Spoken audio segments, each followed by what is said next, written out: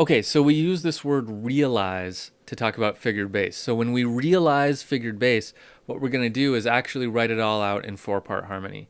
We didn't really realize the figured bass here because we just figured out what the chords were. So I'm going to go back and delete these notes to get us back. Now remember, these are just both G chords. So let's fully realize this.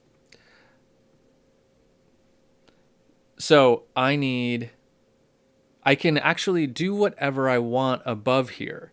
As long as I do the correct chord in the correct inversion, I've obeyed the rules. So I don't have to stack things in any particular order. I just have to obey everything that we know about voice leading already, right? So I'm going to put my B natural here,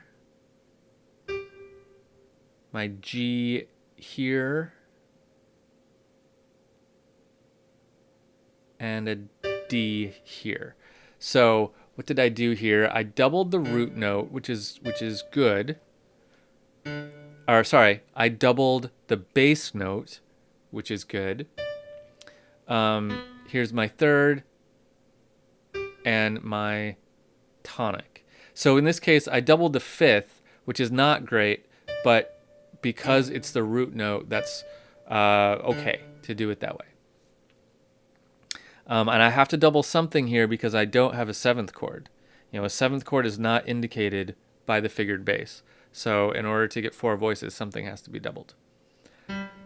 Okay, so let's look at another one. Now, these are 2 G chords in a row. These aren't meant to be sequential, meaning this doesn't have to resolve to this one. We're just doing 2 chords separately. So this one, I can do, actually I could probably do the same. If I did the same here, what got doubled? G, the root of the chord, which in this case happens to also be the bass line, is what got doubled. I need to raise that third because that's indicated by this natural floating underneath it. But then everything else works. So when you're realizing figured bass, you have to make sure that the inversion is correct and the chord is correct. And then the way you order notes above the bass line, you have quite a bit of flexibility on, as long as you don't create any parallel octaves or fifths or do weird doublings or break any of the other rules that we've already talked about when it comes to voice leading. So now you're thinking, holy smokes, that's a lot to keep track of while I have to play my way through this if you're a keyboard player. And you would be right. That's why this is kind of fascinating, is that people learn to just improvise this way. It's a lot to keep track of, you know, like it's tricky. Anyway, I find it fascinating. Okay, let's go to another video and let's just go through a couple of examples and do some realizations.